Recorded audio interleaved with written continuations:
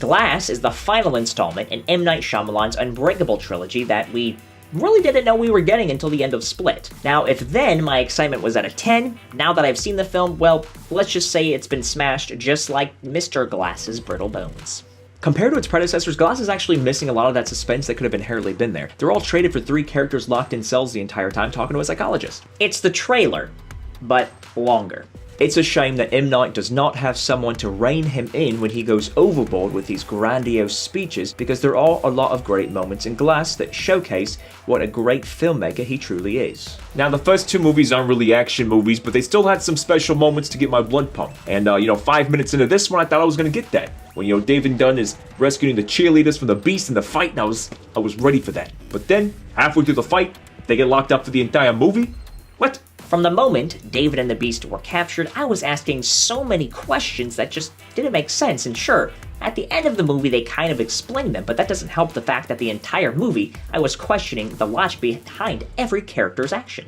Every scene with James McAvoy is great, and he does an amazing job the second time around with all of his personalities. When Mr. Glass and the Beast are escaping, that sequence is very well done, and of course the final showdown is great, and it showcases what M. Night was trying to accomplish with his unconventional superhero movie. Here's the breakdown of the movie. The first 10 minutes, they were great. The next hour, boring. 30 minutes, decent. Final 10 minutes of the movie, dumb.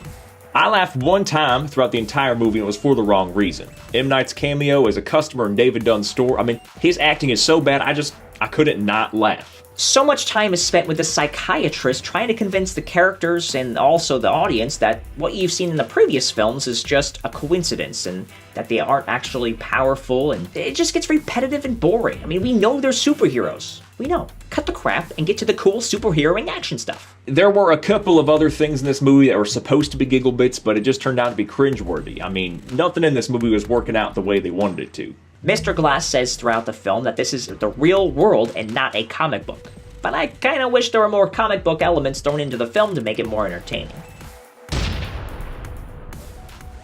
A huge disappointment is an understatement. James McAvoy is the only reason to watch this, but if you're gonna watch it, wait for Redbox or Netflix or Hulu or something. 2 out of 10. There were moments of filmmaking genius that shows glimpses to M. Night's talent, but the movie as a whole showcases that he still cannot put it all together. 3 out of 10. I went in knowing that it's not a typical superhero movie, but I thought I still was going to get more action than this bull fest. 1 out of 10. A couple of sequences in the beginning of the film and then at the end show what the movie could have been. It is a shame that the filmmakers, put all the boring stuff in the middle. 4 out of 10. There aren't much in the way of giggle bits here. The things that are supposed to be funny, they're not. They're cringeworthy. Especially M. Night's cameo. It's really bad. 1 out of 10. We here at Who's Review give Glass the overall rating of trilogy troubles. M. Night continues the filmmaking trend of making the 3rd installment of the franchise the worst of the bunch. Dark Knight Rises, Iron Man 3, they're just not as good compared to their predecessors. Glass just isn't a good movie in general. You think that M. Night was going to get back on track with his movies. Split was good, Unbreakable, but Glass, no.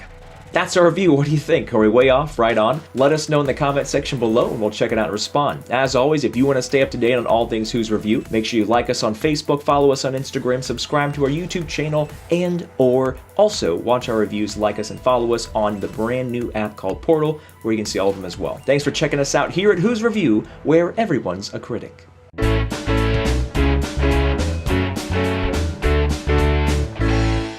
Glass is the final installment in